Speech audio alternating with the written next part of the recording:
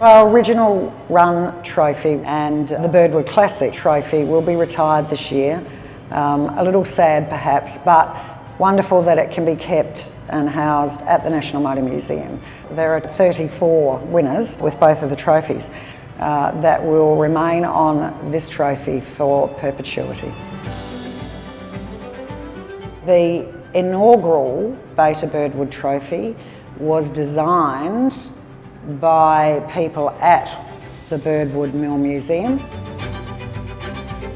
The story goes that the base of this trophy is red gum and was sourced from a tree in the vicinity of Birdwood. There was a chap called Malcolm Walter who was a resident silversmith at the then Birdwood Mill Museum, and he was commissioned to produce the piece for the top of the trophy.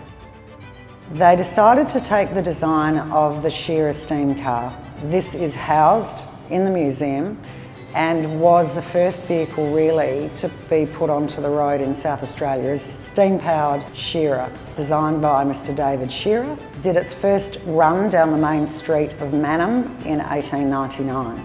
So there was a real significance to this vehicle that was important to the state of South Australia, and they decided therefore to honour it by this silversmith designing it for the award.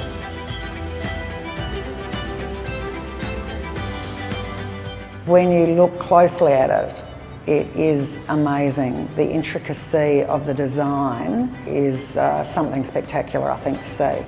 It's something that you really need to look at closely, not just at a distance, to see just how fabulous the workmanship in this trophy is.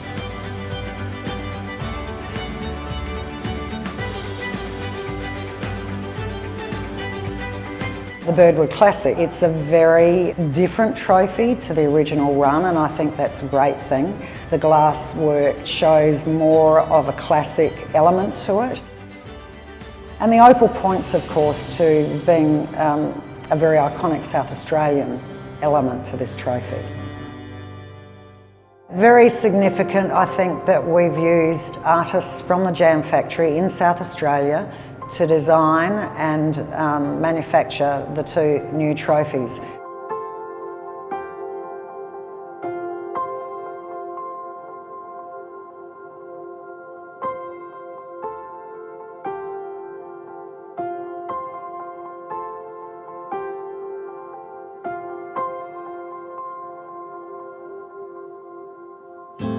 They have taken the brief, I think, that was given and really successfully crafted trophies that we're all very proud of.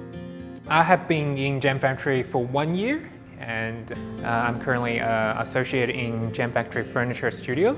Basically, I practice my own furniture making and design. For this trophy, I want to feature in a very important timber species in Australia. So I put through my briefing, I will feature 20 species of Australian timber into this trophy design. And these trophy, these 20 species will feature 20 winners in the consecutive 20 years. How to put these 20 species together? So I think about coopering techniques, because it's very good techniques, kind of coopering barrels with those techniques. Using coopering techniques, there's a lot of challenges, you need to deal with gaps and glue up, all those things. So I use MDF first and trying to mock up the basic shapes of the trophy, and then I use the solid timber and trying to mock up the shapes of the final, and trying to deal with some technical issues like how to glue them up tightly, how to avoid the gaps. So there's a lot of challenges and technical issues. That's where the mock-ups will help try to deal with in the final one, so there's seamless, there's no gaps at all. So in the small trophy, I'm trying to simplify the history and time into a simple design, like a book-like. For the small trophy, I want to feature only two very popular wood species in Australia is the Blackwood and Tasmanian oak.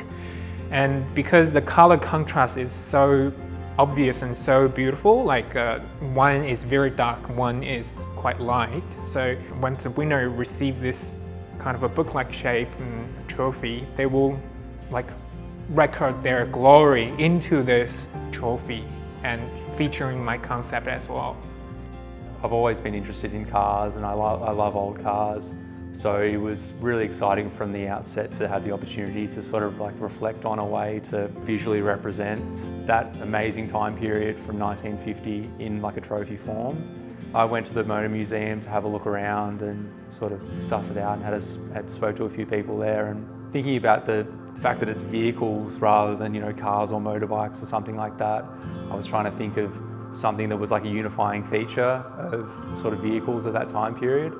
And so something that really stuck with me was carburetors are just so interesting, especially in that post-World War II sort of era. It was a pretty linear design process for me. Started off doing a sketch on a piece of MDF where I could just sort of get an idea of the shape of the curves that I wanted to represent and think about the number of components and all those sorts of things. Then I did a one-to-one mock-up in MDF where I just sort of spent the day cutting all the components and stacking them up just to sort of get an idea visually of whether that would work. Then I made a 3D computer model of the design, which then I could send to the laser cutters to get it laser cut. So yeah, that was the process. There was a bit of sort of R&D going through the process of sort of finally settling on aluminium as the main material for my piece. Originally I was going to do it in steel. Found an online calculator where I could put in the total surface area of all the components and get a weight, and the major trophy was going to weigh 15 kilos. So after doing some testing, picking up bags of clay and trying to pretend to celebrate with a 15 kilo weight, we thought it might be, I don't know, people might hurt. It's a public health risk. So yeah, I settled on aluminium, which is much lighter. This last one is, it's 7 or 8 kilos. I haven't exactly weighed it, but it does have that sort of feeling of gravitas.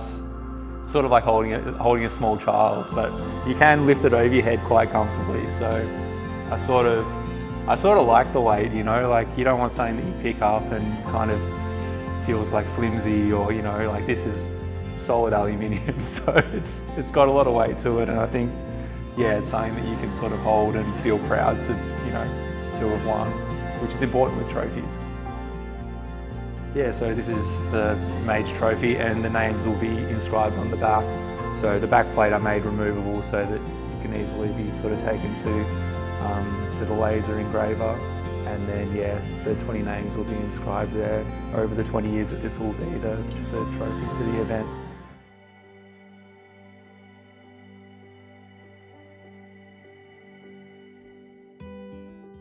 Well, it's a great honour to be a trophy patron of Duncan Young's wonderful piece of work, which truly does embody classic motoring here in South Australia. This trophy talks to our automotive manufacturing past and our very exciting future when it comes to motoring tourism, motoring clubs, the National Motor Museum, and it's just a great celebration of classic motoring in South Australia. I think David Neale has been a master craftsperson in developing this trophy.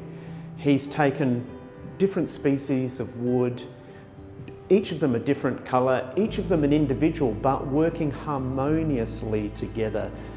There's some nice references to, I guess, barrel staves in South Australia, but he's also crafted it as a bit of a scroll, like the unfolding of a scroll of time, so that's a nice feature as well.